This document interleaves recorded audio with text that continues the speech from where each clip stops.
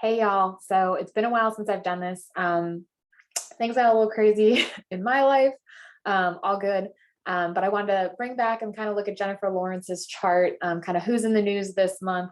She just announced she is expecting her first child, which is very exciting news for her and her husband, Cook Maroney. If you don't know who she is an Academy Award winning actress. She won an Oscar at the age of 22 and is the second youngest woman to win Best Actress.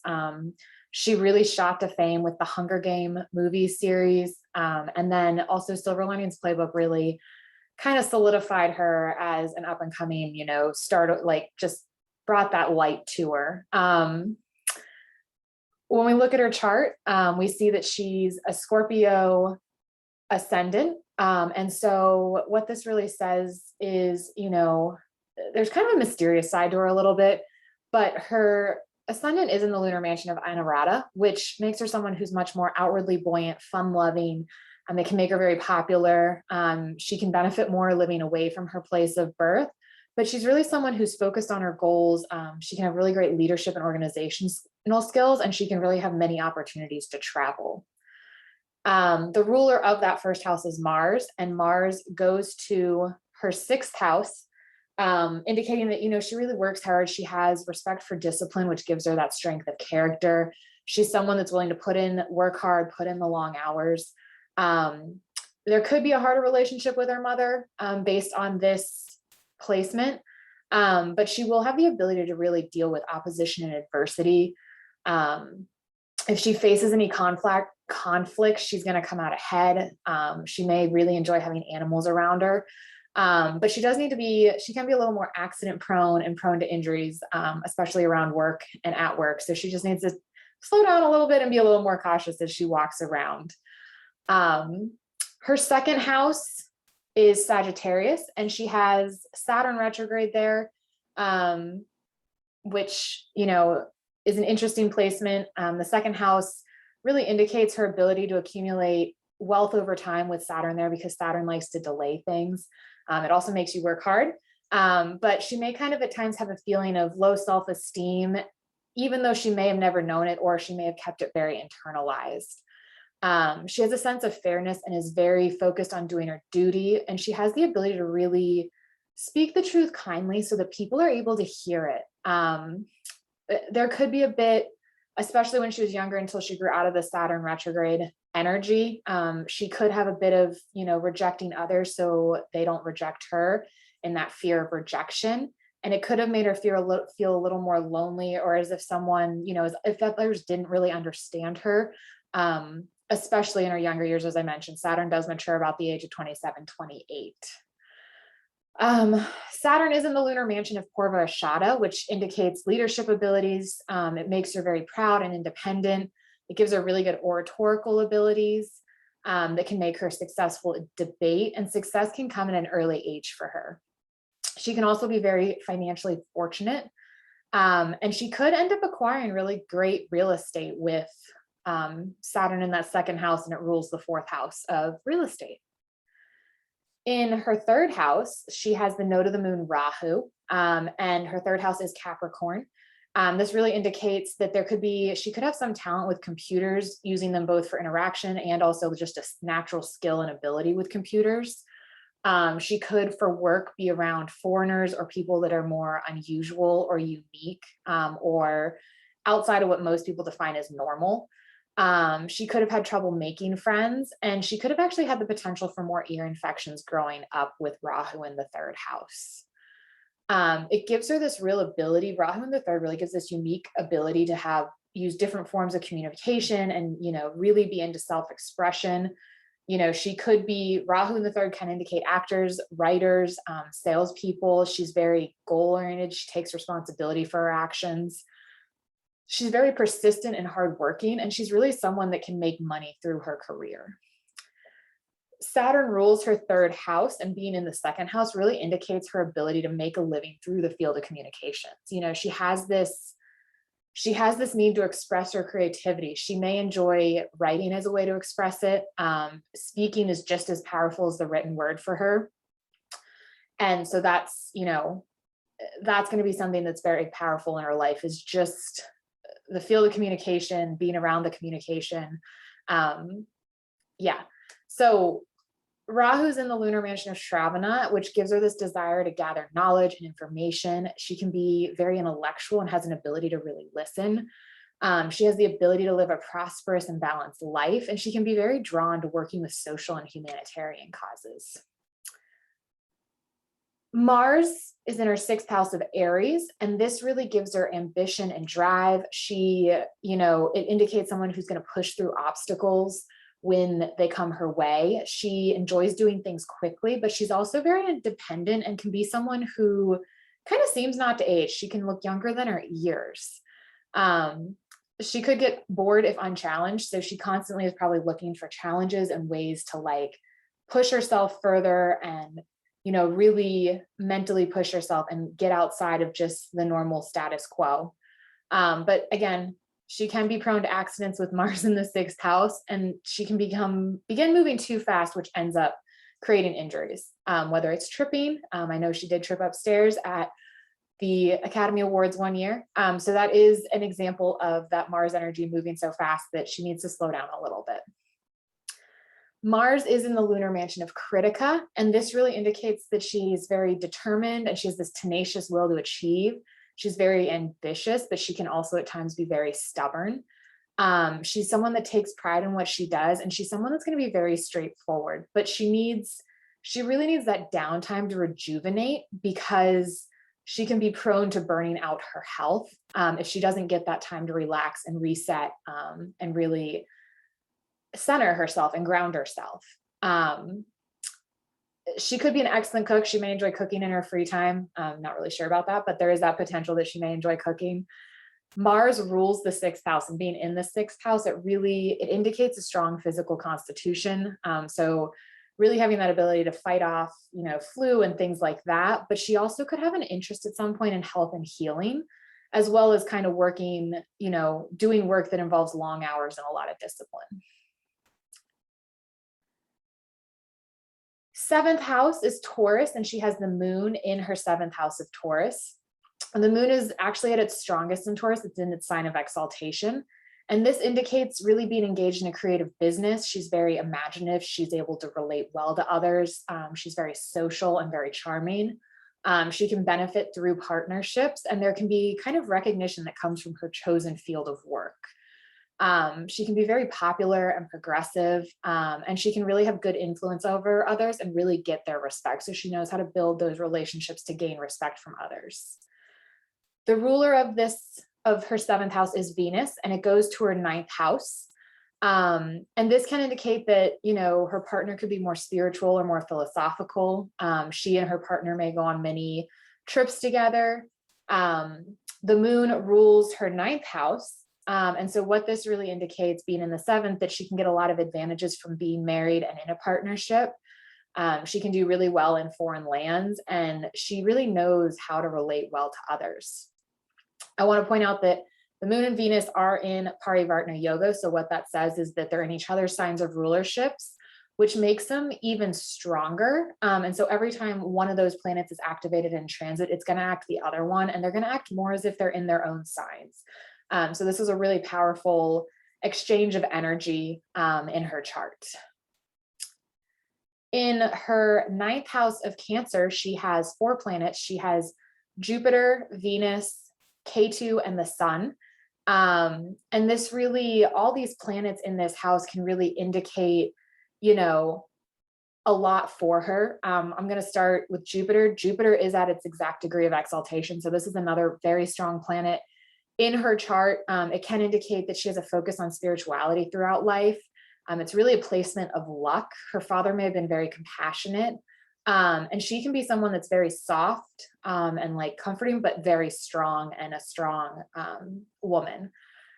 She can have a great sense of humor, and there can be times where she's sometimes too optimistic. So that's going to be one thing that she needs to kind of watch for, is that she sees both sides. Venus in the 9th house indicates that she can get blessings from her father. She really has this compassion and understanding that allow her to really communicate better. She can really have good social skills, and she's very emotionally developed. She can gain money from love and long distance travel, or gain money and love from long distance travel, sorry. But she has this, again, very artistic capacity, and she's very deeply caring. She's somebody that has the ability to really give constructive criticism, but she does it in a way that's very positive and really helps the people understand what's going on. K2 in the ninth house can, again, indicate that very spiritual individual. She may at times felt that her father was not present, whether it was mentally, emotionally, or physically, but she has that desire to connect with him. So it could have been he worked a ton, or, you know, different things. There's a lot going on in the ninth house of the father. And, you know, it's really, there's just a lot going on, and there's a bunch of contradictions in it as well. So she has this very adaptable perspective on life. She's someone that travels frequently, and she may change residences often, with K2 in the ninth house. And it can sometimes leave her feeling more down or more depressed at certain times with certain transits. Sun in the ninth house can indicate that interest in travel. She can get a good fortune, and she can also be very intuitive and have this focus on family. However, there could be the potential for arguments within the family. Jupiter rules the fifth house, and it's in the ninth house, which really gives her that desire to study spirituality. It gives a certain amount of luck in her life.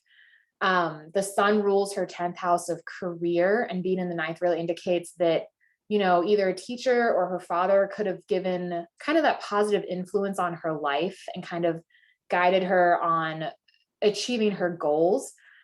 She can be someone that ends up with a very high level career with abundant kind of blessings and favor attached to it. Venus rules the 12th house,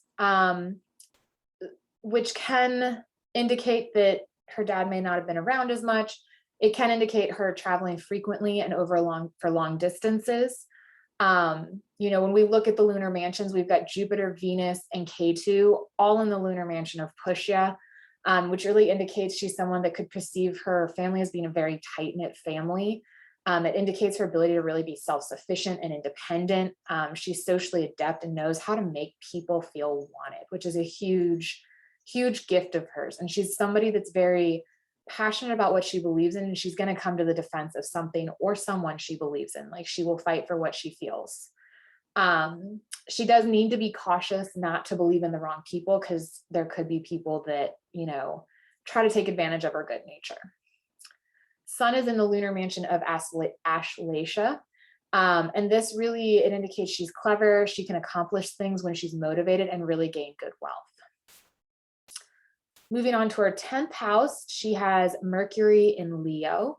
And, you know, Mercury in the 10th really indicates a career in communications. It indicates traveling as a part of work, and she's got this gift of connecting people. She uses her mind, and being in a career that really challenges her. It can indicate, Mercury in the 10th can indicate, you know, having a bright mind with really good recall. And she can be a very inspiring speaker or writer. She's very confident. She's a planner. And she can be very well known in her field. Mercury rules the 8th house and the 11th house. And being in the 10th house, that can indicate she needs to have a lot of passion and love for her work, for her to really put her all into it. She can have a connection to powerful people through her work and career. And she can really be an inspiration to others, but she has this power to discover answers, to fix and change problems.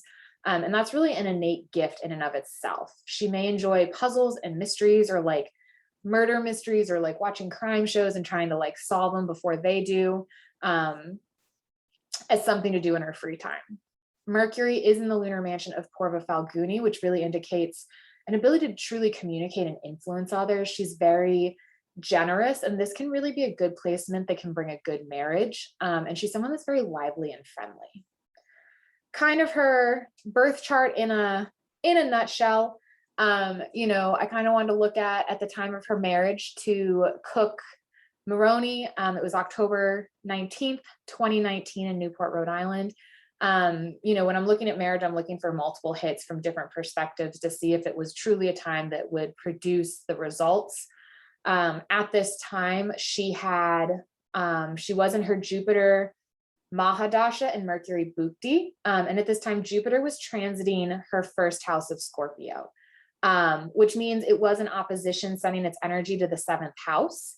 And the ruler of her seventh house, Venus, was also receiving Jupiter's energy by its ninth aspect and bringing another opportunity for the potential of marriage. We also looked from the moon, and transiting Jupiter was in the seventh house from the moon, since it wasn't her first house at that time. And that's another real indicator that, she could have gotten married at that time. Jupiter, as the Mahadasha, rules her seventh house in her Navamsha. So when we look up here, this is the Navamsha. Jupiter rules her seventh house because in the Navamsha, she's a Virgo ascendant. And, that really triggers the divisional chart, and the D9 Navamsha is really looked at for potential for marriage. So when we put together and add to it even better, her Bhukti Mercury rules the first house. So that again triggers that chart. Anytime when you're looking at a chart, you're looking at the houses that chart is looking deeper into for divisional charts. So you want the Mahadasha or Bhukti either in the first or the house that is that chart is talking about, and that's what really activates that chart. So when we put all of those points together, we really see how that marriage came to be, and that it was a really positive time and potential time for her to get married. Again, part of what triggered her being my choice for who's in the news this month was she did announce mid-September that she is expecting her first child with her husband, Cook Maroney. And so I kind of wanted to look at the transits and see, if there was enough hits to indicate, the positives for having a kid. So I think, let's see, I want to change this for you. So, when she announced her pregnancy, that she was expecting her first child, she again was in her Jupiter Mahadasha. Jupiter is the indicator of children. A lot of women tend to, if they are in their Jupiter Mahadasha, have the ability to potentially have kids during that time, just because Jupiter is the indicator of children. Transiting Jupiter is kind of the key planet in this one. It was very close to sending its energy by opposition to the ruler of her fifth house. So Jupiter rules her fifth house. Jupiter was sitting like right at the very edge of Aquarius and Capricorn, sending that, almost opposition to the ruler of her fifth house. As well, when we look from the moon as the ascendant too, Jupiter was very close to sending its energy to the fifth house, which would be Virgo. So while they're not as powerful, they're still, by the time she has the child, Jupiter will, likely be sending its energy potentially to her fifth house, and in opposite and to the fifth house from her moon. Again, she's in her Jupiter Mahadasha. This is like a really powerful time for women to get pregnant if they're in childbearing years. And Jupiter also rules her fifth house of children. So that's another activation. She is in her Venus Bhukti or Subdasha, whatever you want to call it, which in her divisional chart, in her Navamsha actually, which is the one we will look at, she has Venus in the first house activating that divisional chart, which can be another indication that it could be a time she gets pregnant. So when we pull all those things together, we see that she really has this powerful chart, this powerful life. She's someone that's very inspiring. She has a love of humanity. She has a love of giving, but she's also willing to work very hard.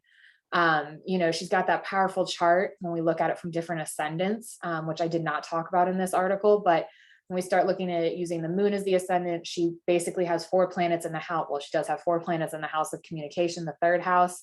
And astrology can go Vedic astrology can go so deep on, looking at it from different planets, looking at it from, all different perspectives that really digs deep and helps give a better understanding of who people are and what can play out in their lives and how to work with that energy. She's really someone that has that courage, willpower, and the ability to continue to soar. So keep watching her. If you're interested in getting your own personal natal reading, elizabethymiller.com/contact. You can book with me to get your own natal reading and see what your life has in store for you.